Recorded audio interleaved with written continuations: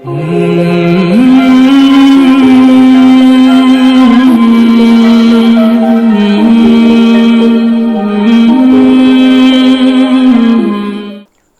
सलाम अलैकुम।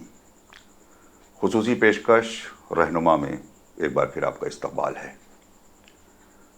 नाजरीन, हम ख़वातीन करबला के उन्वान से गुफ्तगू कर रहे थे और इंशाअल्लाह ये कल से फिर जारी रहेगी, मगर चूँकि बर्र सग़ीर में और हमारे कुछ अहम उलमा जिसमें अल्लामा जवादी भी शामिल हैं, उन्होंने 7 सफ़र इमाम मूसा काज़िम अलैहिस्सलाम की विलादत की तारीख़ बताई है और हमारे यहाँ ये बात मानी भी जाती है।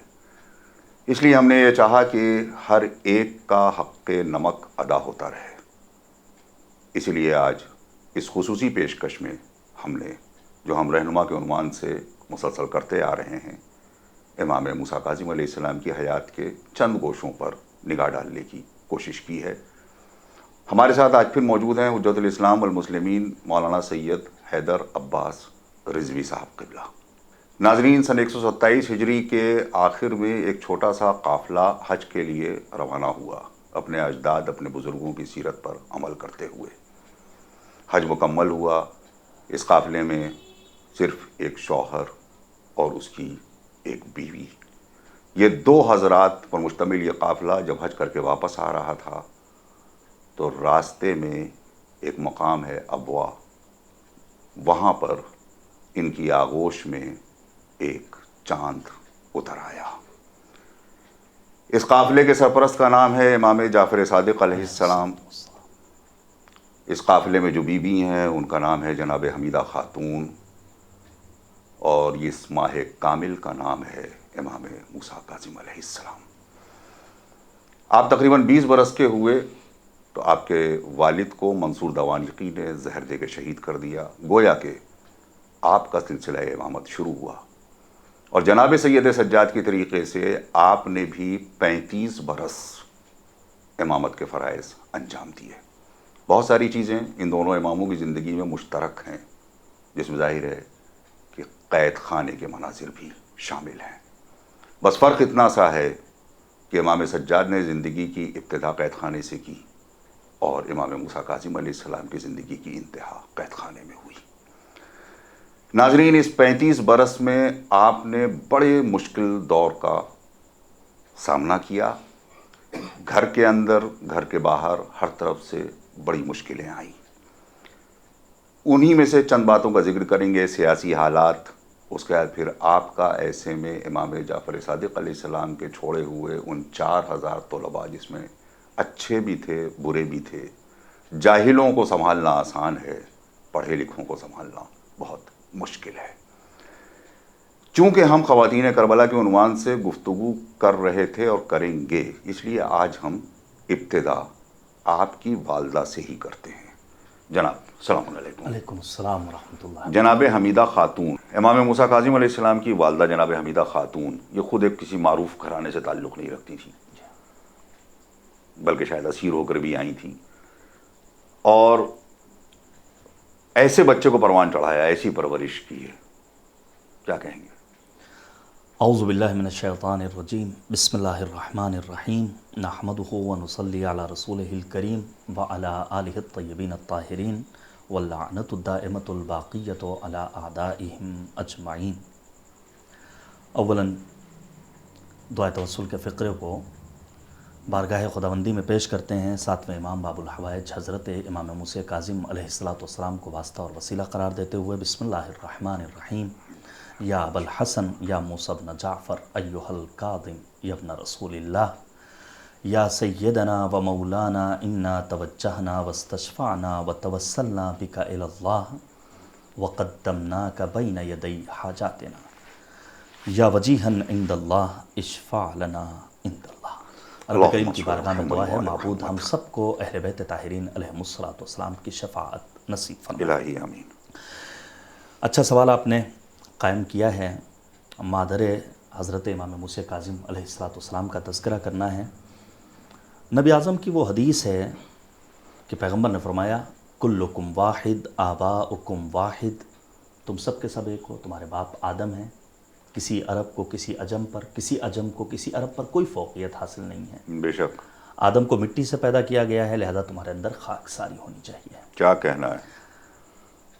معیار فضیلت تقویٰ ہے، پرہیزگاری ہے، یاد خدا بندی ہے، ذکر الہی ان ہے۔ اکرمکم عند اللہ اتقاکم۔ جی ہاں، جناب حمیدہ خاتون ان ممتاز خواتین میں ہیں جن کی فضیلتوں کے اعتراف کے لیے میں سمجھتا ہوں یہ بیان کر دینا کافی ہے۔ توجہ کریں گے آپ، ہمارے ناظرین بھی انشاءاللہ محظوظ ہوں گے۔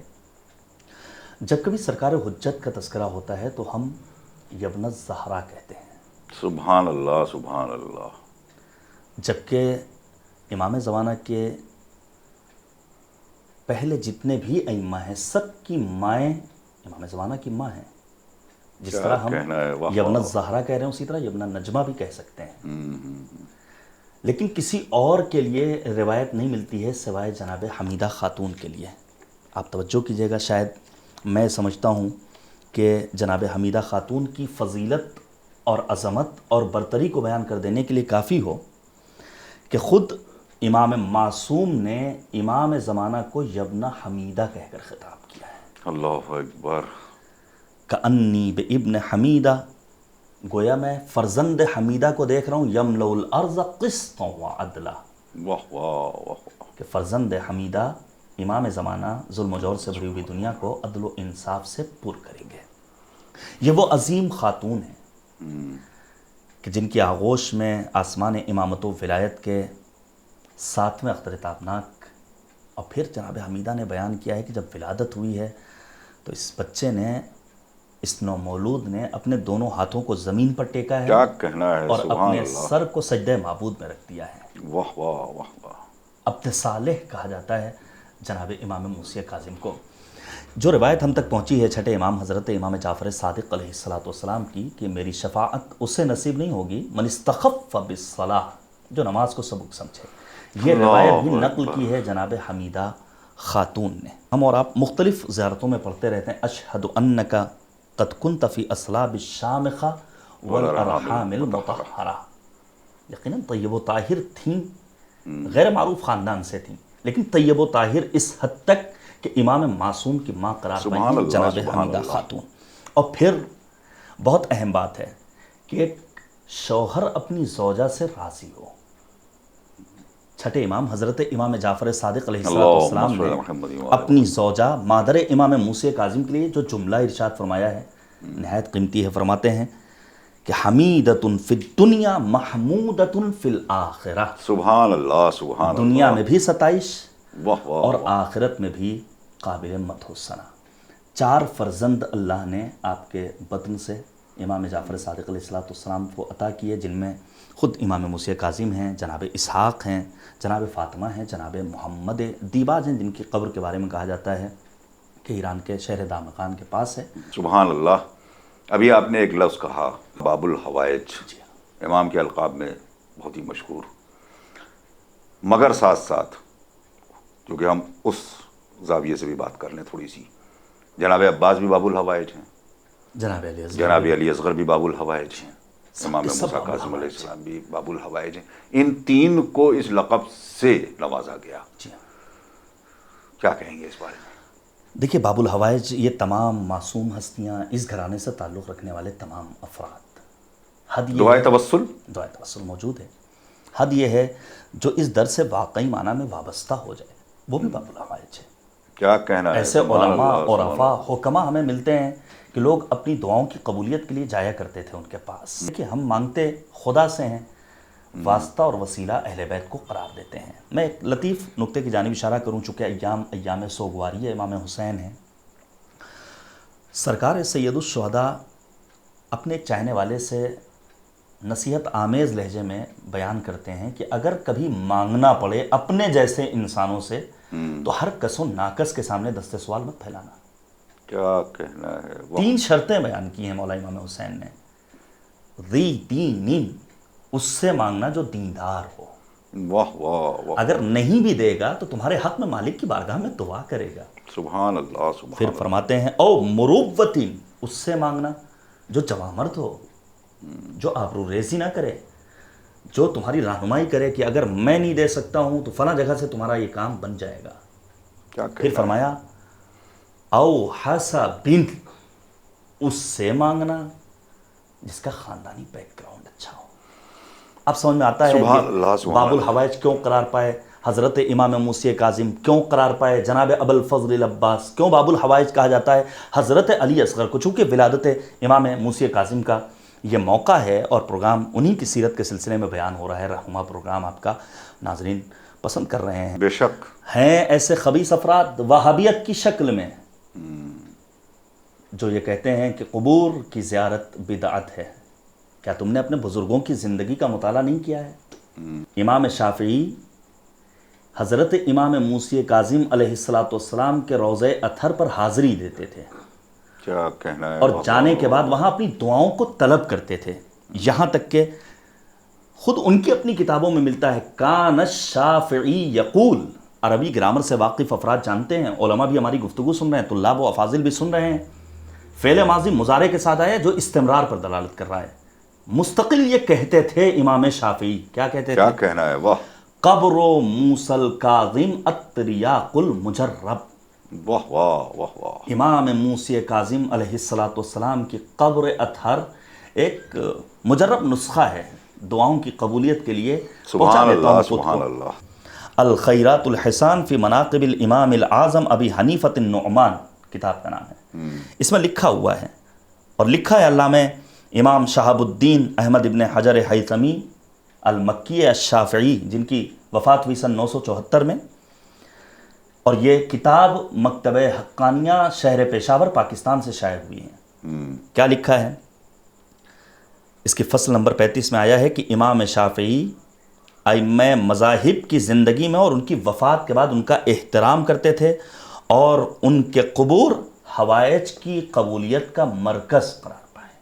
کیا کہنا ہے. ابو حنیفہ کی قبر پر حاضری دیتے تھے. امام شافعی کہتے ہیں کہ میں ابو حنیفہ کی قبر پر حاضر ہوتا ہوں، اسے اپنے لیے باعث برکت سمجھتا ہوں. جب کسی حاجت کو مالک کی بارگاہ میں پیش کرنا ہوتا ہے تو میں ابو حنیفہ کی قبر پر پہنچنے کے بعد 2 رکعت نماز ادا کرتا ہوں، پھر ان کے توسل سے خدا سے دعا کی قبولیت طلب کرتا ہوں، فوراً میری حاجت قبول ہو جاتی ہے. کیا کہنا ہے. سبحان اللہ. امام علیہ السلام نے ایک بہت خوبصورت بات اور کہی ہے. اپنے دن کو کس طریقے سے مرتب کرو، اپنے دن کو کن کاموں کے لیے کیسے کیسے بانٹو. میں چاہتا ہوں اس پر بھی کچھ آپ ذکر جی ہاں، کریں. یقیناً جب کبھی کام کی گفتگو ہوگی تو امام موسی کاظم کی وہ حدیث ہماری نگاہوں کے سامنے آئے گی. اجتہدوا فی ان یکون زمانکم 4 ساعات. اپنے 24 گھنٹوں کو 4 حصوں میں تقسیم کرو. سبحان اللہ. بہت اچھی مولا بات ہے. فرماتے ہیں جی ساعتین لمناجات اللہ. ایک حصہ راز و نیاز خداوند کریم سے، عبادت خداوندی کے لیے مخصوص. وساعۃ لامر المعاش. ایک حصہ ذریعہ معاش کی تلاش میں باہر نکلو. وساعۃ لمعاشرۃ الاخوان والثقات الذین یعرفونکم ویخلصون لکم فی الباطن. ایک حصہ صلہ رحمی کے لیے، احباب سے ملاقات کرو لیکن ہر کسی کو اپنا دوست نہ بناؤ. ان سے دوستی کرو جو تمہیں نیکیوں کا حکم دیں، اچھائیوں کی طرف گامزن کریں، جو تمہارے باطن کو سنواریں. یہی وجہ ہے کہ امیر المؤمنین نے فرمایا کہ ہر کسی سے دوستی نہیں کرنی چاہیے، قرآن سے دوستی کرو. قرآن نے کہا انسان جو اس دنیاوی زندگی میں اپنی دوستیوں پہ ناز کر رہا ہے، کل قیامت میں مالک کی بارگاہ میں کہے گا یا ویلتا لیتنی لم اتخذ فلانا خلیلا. کاش میں نے فلاں کو اپنا دوست نہ بنایا ہوتا. پھر مولا فرماتے ہیں وساعتین تخلون فیہا للذاتکم فی غیر محرم. جائز لذتوں کے حصول کے لیے اپنی زندگی کا ایک حصہ وقف کرو. سبحان اللہ. امام موسیٰ کاظم علیہ السلام کے زمانے میں جیسے کہ میں نے بتایا کہ بہت سارے سیاسی بحران اور بہت ساری مشکلیں اور وغیرہ وغیرہ. آپ کا وہ لائے عمل کی جو سماج کے ڈیولپمنٹ کے لیے بہت ہی مختصر انداز میں جو آپ نے پیش کر دیا، یعنی سے کہتے ہیں کلیے کے طور پر آپ نے 3 باتیں پیش کر دیں، وہ کیا ہیں؟ یہ تمام معصوم ہستیاں ہمارے لیے آئیڈیل ہیں، نمونہ عمل ہیں. امام موسی کاظم علیہ السلام نے 3 طرح کی مدد کی ہے سماج کو ڈیولپ کرنے کے لیے اور سماج کی ترقی کے لیے. لوگوں کی مالی مدد کی ہے، لوگوں کی فکری مدد کی ہے، اور لوگوں کی اس اعتبار سے مدد کی ہے کہ کسی کی آبرو ریزی نہ ہو. واہ واہ واہ واہ، سبحان اللہ. اور یہ سبحان تینوں باتیں آج کے دور میں یہ سمجھتا ہوں بہت ضروری. کووڈ-19 کا دور ہے، لوگ بے روزگار ہوئے ہیں، 50% تک ہمارے جوانوں کی سیلری کو کاٹ لیا گیا ہے. کتنے جوان جاب لیس ہیں اس وقت. لیکن میں سلام کرتا ہوں ان تمام غیوروں کو اپنی قوم کے جنہوں نے ان سخت حالات میں غریبوں کا، ناداروں کا، پریشان حال افراد کا ہاتھ تھاما ہے. اللہ. بہت بڑا یہ ہر چیز کے پروز اینڈ کونس دونوں ہوتے ہیں.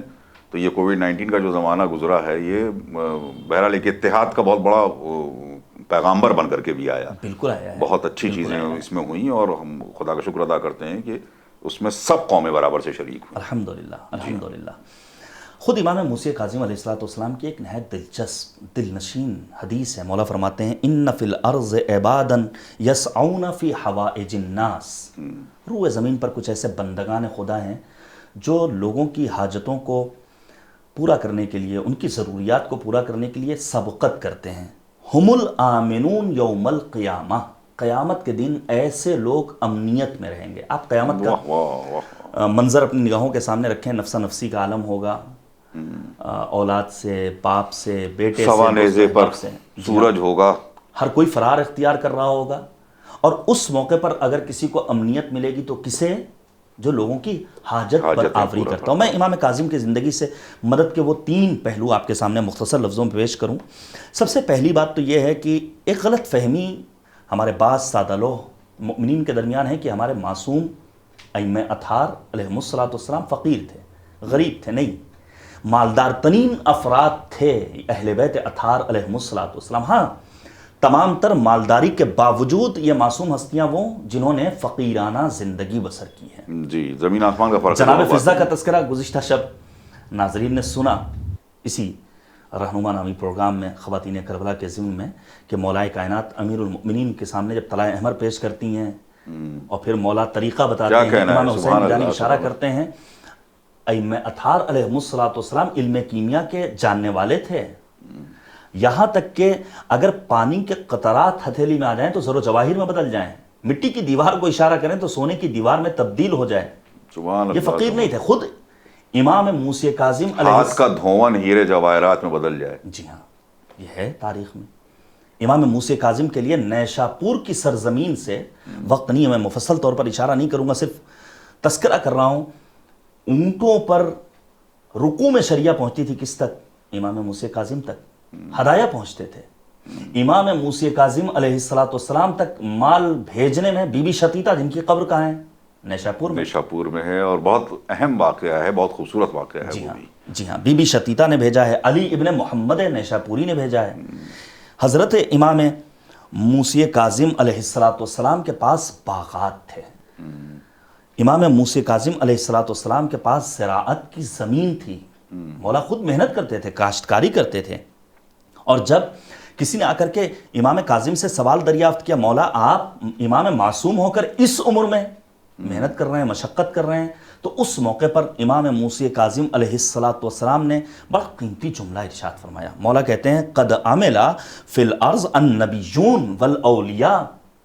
محنت و مزدوری تو انبیاء کا کام ہے، اولیاء الہی کا کام ہے، لہذا کام کرنا ہرگز عیب نہیں ہے. اگر آپ اجازت دیں تو میں بیان کروں.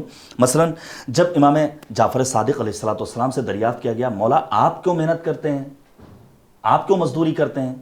بڑا پیارا جواب دیا امام صادق نے. مولا فرماتے ہیں لِأَسْتَغْنِيَ عَنْ مِثْلِكَ، تاکہ میں تم جیسوں کا محتاج نہ ہو جاؤں، سبحان اللہ، بے نیاز نہ ہوں تم سے.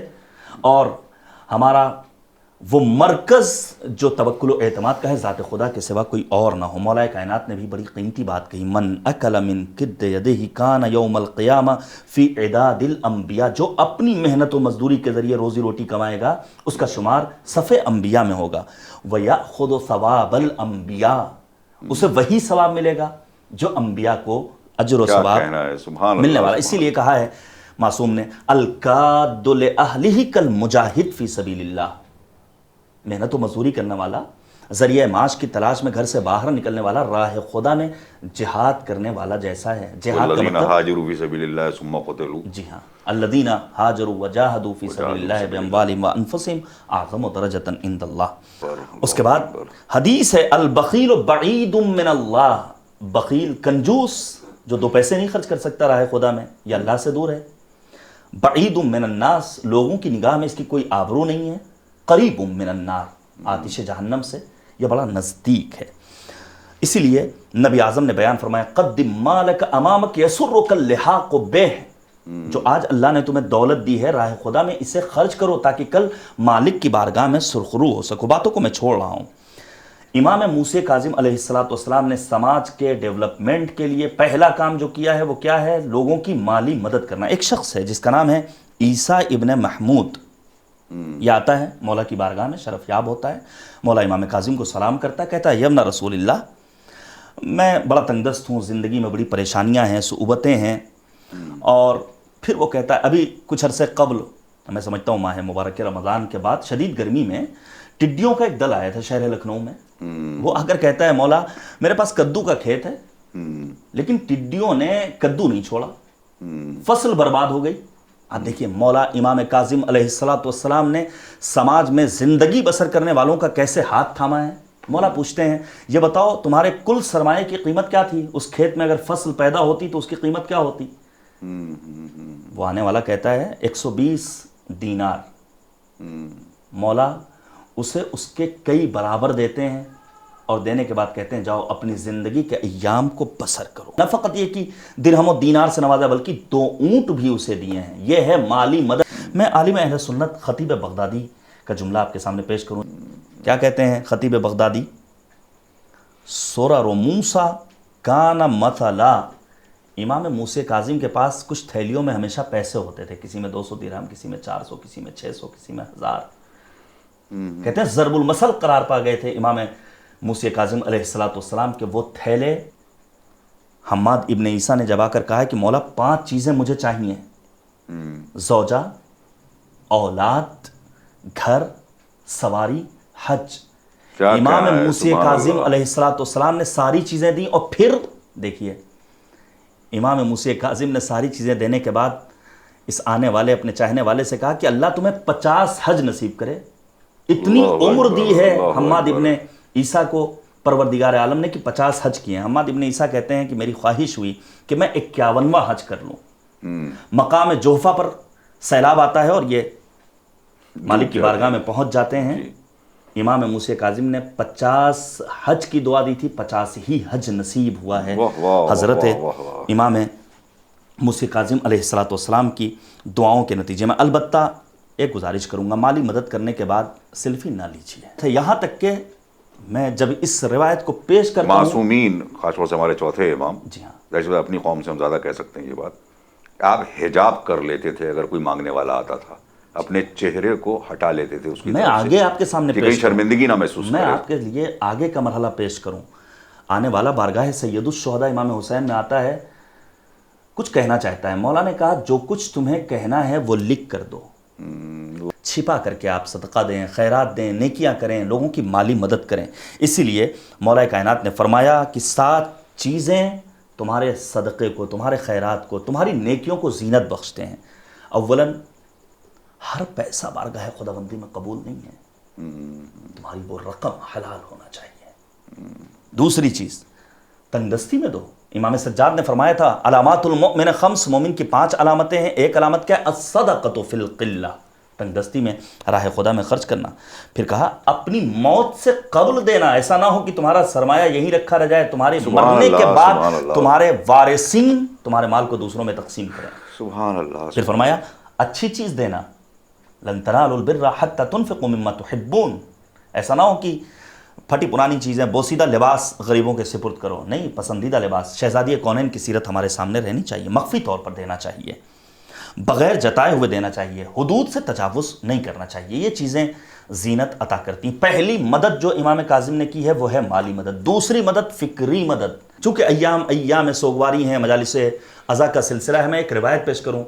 حضرت امام حسین علیہ السلام نے بڑی قیمتی بات کہی. مولا فرماتے ہیں قال الحسین من اتانا لم یعدم خصلۃ من اربعہ، جو شخص ہماری مجلسوں میں شریک ہوگا اسے 4 چیزوں میں سے کوئی ایک چیز ضرور نصیب ہوگی.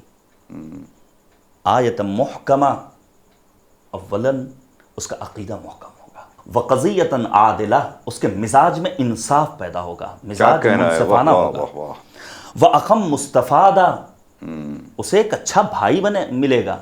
پھر فرمایا وَمُجَالَسَةُ العلماء، علماء کی ہم نشینی میسر آئے گی. علماء سے فکری مدد لیجیے، فکری. اسی لیے کہا ہے یونس ابن عبد الرحمن امام کاظم کی خدمت میں آتے ہیں، مولا فرماتے ہیں اے یونس میں تمہیں ایک دعا تعلیم کر رہا ہوں، میں تمہیں ایک دعا تعلیم کر رہا ہوں. اللہم لا تجعلنی من المعارین، خدایا میرا دین کرائے والا دین نہ ہو.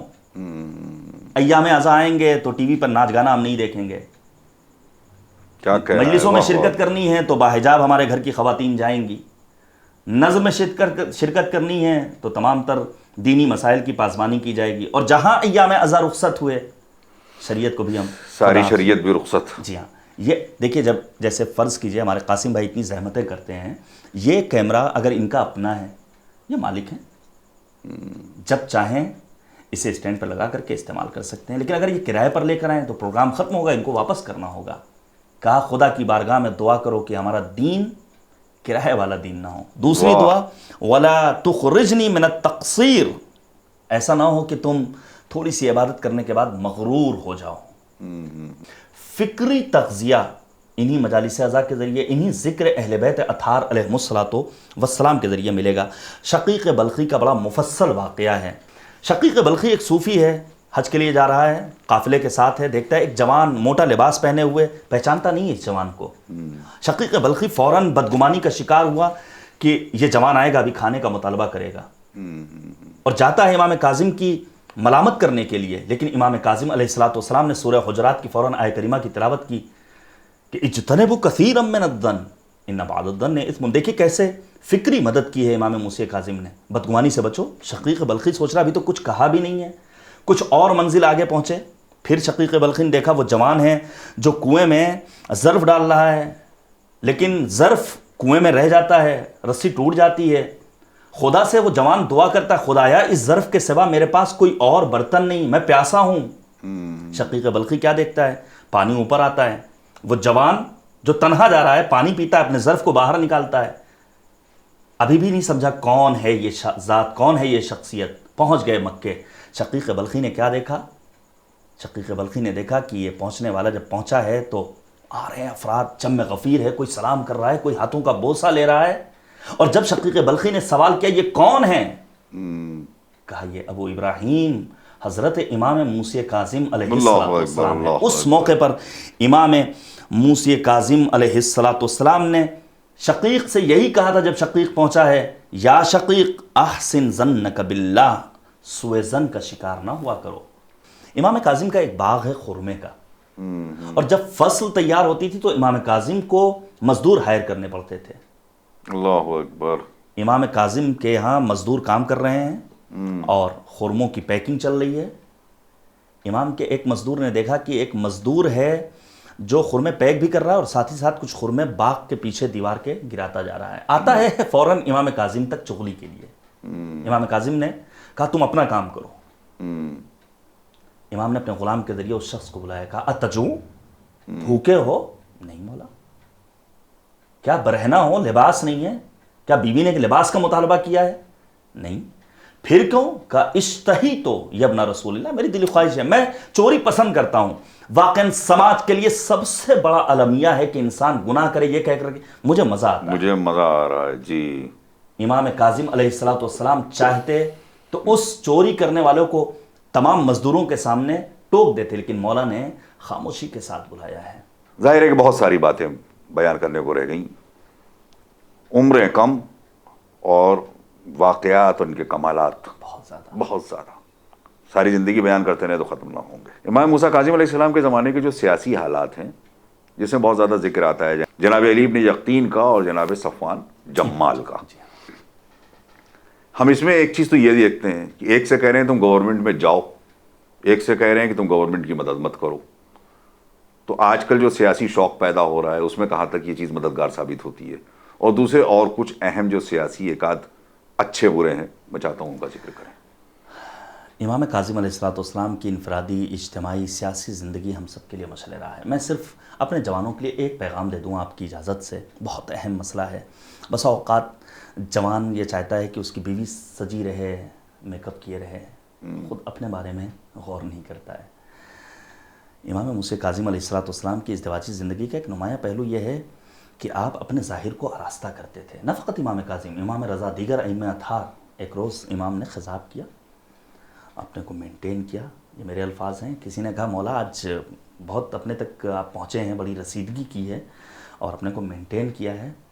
تو امام نے بڑا قیمتی جملہ کہا جو پیغام ہے۔ امام کہتے ہیں کہ اگر کسی گھر کا مرد اپنا ظاہر اچھا رکھتا ہے تو خاتون خانہ کی عفت میں اضافہ ہوتا ہے۔ کیا کہنا ہے، باتیں بہت طولانی ہیں، پیغمبر اعظم کی حدیث ہے اس سلسلے میں، اور کہا ہے کہ بنی اسرائیل کے مردوں نے اپنے ظاہر کو اچھا نہیں رکھا، فَزَنَتْ نِسَاؤُهُمْ، بنی اسرائیل کی خواتین بدکاری کی طرف آگے بڑھی ہیں۔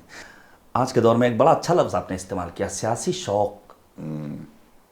میں جرأت کے ساتھ کہہ سکتا ہوں بعض قوم کے جو نئے نئے سیاست مدار جوان منظر عام پر آ رہے ہیں کہ ایک پوسٹ سرکار سید الشہداء کے لیے اول محرم سے آج تک ان کے فیس بک پیج پر نہیں آئی۔ ایک پوسٹ، ایک لبیک یا حسین، ایک ہیہات من الذلہ۔ حضور میں عرض کروں آپ کی خدمت میں، مرحوم علامہ طباطبائی رضوان اللہ تعالی علیہ کیسے بامعرفت علماء تھے۔ علامہ طباطبائی کہتے ہیں یہ بینر جو یاد شہیدان کربلا میں عزاخانوں میں لگائے جاتے ہیں، شاہراہوں پر لگائے جاتے ہیں، کل قیامت کے دن مالک کی بارگاہ میں شفاعت کریں گے۔ کیا کہنا ہے، سبحان اللہ سبحان اللہ۔ کہاں ہے ہماری قوم کے جوان؟ لیکن سیاسی یہی تو ہم لوگ بار بار کہتے ہیں کہ ہر چیز خلوص کے ساتھ اور پاکیزگی کے ساتھ، امام مظلوم سے جو چیز تم منسوب کر دو گے وہ چیز پاکیزہ بھی ہو جائے گی اور وہ چیز دائمی بھی ہو جائے گی، مگر اسی کو آدمی محسوس نہیں کر پا رہا ہے۔ جی ہاں، کاش زیارت عاشوراء کا وہ فقرہ ہماری قوم کے افراد پڑھیں، فَأَسْأَلُ اللَّهَ الَّذِي أَكْرَمَ مَقَامَكَ وَأَكْرَمَنِي بِكَ۔ عزت، شہرت، دولت، جو کچھ بھی ملے گا وہ اسی در سے وابستگی کے نتیجے میں۔ سیاسی تدبیر امام موسیٰ کاظم کی نہایت اہم ہے۔ علی بن یقطین کو بھیجا ہے، جناب صفوان جمال کو روکا ہے، اور یہ میں سمجھتا ہوں کہ اگر انسان تاریخ کے ان دو کرداروں کو پڑھ لے تو وہ سوال خود بخود حل ہو جائے گا کہ آخر موجودہ دور میں سیاسی پارٹیوں میں جائیں تو کیا کریں، کیا کریں۔ نہیں، میں اور آگے بڑھوں۔ مثلا منصور دوانیقی نے امام موسیٰ کاظم علیہ السلام کو اپنی بزم میں بلایا ہے عید نوروز کے موقع پر۔ امام کاظم نے صراحت کے ساتھ انکار کیا، یہ ایرانیوں کی عید ہے، پیغمبر نے، میرے جد نے اس سلسلے میں کچھ نہیں بیان فرمایا۔ اصرار بڑھتا ہے۔ وہ کہتا ہے کہ فوجی افسروں کی دلجوئی کے لیے میں نے پروگرام رکھا۔ جب اصرار بڑھا تو مصلحتاً امام کاظم نے قبول کیا۔ مولا پہنچے ہیں، ایرانی فوجی افسران نے بڑے بڑے تحفے دیے، ظاہر سی بات ہے بادشاہ وقت کو خوش کرنا ہے، معمولی تحفے نہیں ہوں گے۔ ملکہ سبا نے اگر جناب سلیمان کے پاس تحفہ بھیجا ہے، کوئی چھوٹا موٹا تحفہ نہیں ہے، بڑے بڑے تحفے۔ اہل بیت اطہار علیہ السلام کی راہ میں بڑے تحفے قابل قبول ہوں نہ ہوں، لیکن جو خلوص نیت کے ساتھ تحفہ پیش کیا جاتا ہے وہ ضرور قبول ہوتا ہے۔ بے شک بے شک۔ سب تحفے دے کر چلے گئے۔ ایک سیف العمر انسان آتا ہے، کہتا ہے مولا میرے پاس دینے کے لیے کچھ نہیں، لیکن میں نے آپ کے جد امام حسین کے لیے کچھ اشعار کہے۔ کیا کہنا ہے، سبحان اللہ سبحان وہ اللہ۔ اشعار میں شاعروں کو سلام کرتا ہوں، لیکن ان شاعروں کو، ان شعراء حضرات کو جو دیوبلوں کو میں تو فرستق کو اپنے لیے آئیڈیل اور نمونے عمل بناتے ہیں۔ یقین جانیے میرے عزیز شاعروں، نثر نے ہمیشہ نظم کی انگلیاں تھام کر چلنے کا ہنر سیکھا ہے۔ وہ کہتا ہے کہ میں اس تیغ سے حیرت و تعجب میں ہوں جو آپ پر بلند ہوئی، اور جنگ کے دن جب آپ کا وجود غبار آلود تھا، اس تیر پر میں حیرت و تعجب میں ہوں جو اہل حرم کے سامنے برسے، جبکہ انصار اشکبار آنکھوں کے ساتھ مدد کے لیے پکار رہے تھے، لیکن تیر نہیں ٹوٹے اور رکاوٹ نہ بن سکے کہ آپ کے جسم میں پیوست نہ ہوں آپ کی جلالت اور منزلت کی خاطر۔ امام موسیٰ کاظم نے کہا مجھے تمہارا یہ تحفہ قبول ہے۔ کس تحفے کو قبول کیا؟ کیا کہنا ہے، جو اشعار کی صورت ہے، جو بظاہر دکھ بھی نہیں رہا ہے۔ اور اس موقع پر منصور دوانیقی سے امام موسیٰ کاظم نے پوچھا تحفے اور ہدایہ جو مجھے ملے ہیں اس کا کیا کرنا ہے؟ کہا آپ مالک ہیں۔ امام موسی کاظم علیہ السلام نے اس ضعیف کو سارے تحفے دے دیے اور اعلان کر دیا بھرے دربار میں منصور دوانیقی کی تمام سازشوں کو ناپاک بناتے ہوئے کہ تم ہمیں تحفوں کے ذریعے آزمانا چاہتے تھے۔ میری نظر میں ان تحفے اور تحائف کی کوئی اہمیت نہیں ہے، ہم دلوں پر جو حکومت اشک کرنے والے ہیں۔ عزائے حسین کی اہمیت ہے۔ سبحان اللہ سبحان اللہ۔ میں حسن اختتام کرنا چاہوں گا امام کاظم کا، جب کبھی تذکرہ کرتا ہوں تو ایک بات ضرور کرتا ہوں، ایسا بابرکت امام، ایسے افراد امام کاظم علیہ السلام سے وجود میں آئے، چاہے وہ امام رضا ہوں، چاہے شاہ چراغ ہوں۔ میں گیا ہوں شیراز، خوبصورت شہر ہے، چاہے وہ بی بی معصومہ قم سلام اللہ علیہ ہوں، یا پھر اور آگے آ جائیے آپ، آج کے کچھ دن پہلے سید رضی، سید مرتضی، امام خمینی، سید خوئی رضوان اللہ تعالیٰ علیہ۔ بس ایک جملہ کہوں گا، وقت ختم ہو گیا، کہ اگر کسی انسان کو اس خاندان کی علمی جلالت دیکھنی ہو تو آغا خوئی کی زندگی کا مطالعہ کریں، واہ واہ، اور اگر کسی کو جلا وطنی کے عالم میں دشمنوں کے سامنے نبرد آزمائی کا ہنر سیکھنا ہو تو خمینی بت شکن کی زندگی۔ سبحان اللہ سبحان اللہ، ہمارا واہ لاکھوں واہ، سلام حضرت باب الحوائج جناب موسی کاظم علیہ السلام۔ سبحان اللہ سبحان اللہ۔ اسی سیاسی زندگی سے متعلق ایک چھوٹی سی بات میں بھی عرض کر دوں کہ جناب علی ابن یقین کو جب آپ نے بحیثیت فائنانس منسٹر اور پرائم منسٹر ہارون کے دربار میں بھیجا ہے تو ایک ہی نصیحت کی تھی کہ تمہارے دروازے سے کوئی مومن خالی ہاتھ واپس نہ جائے۔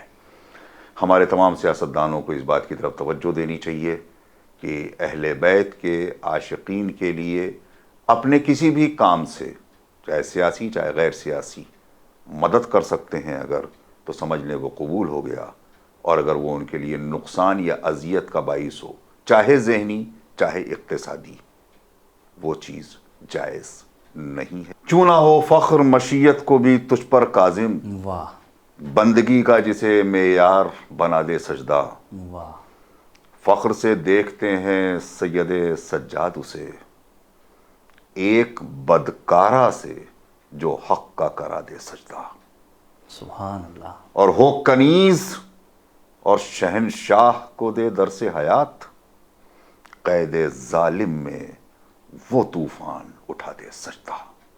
سجدے نہ بھولیے گا۔ خدا حافظ و ناصر، والسلام علیکم ورحمۃ اللہ وبرکاتہ۔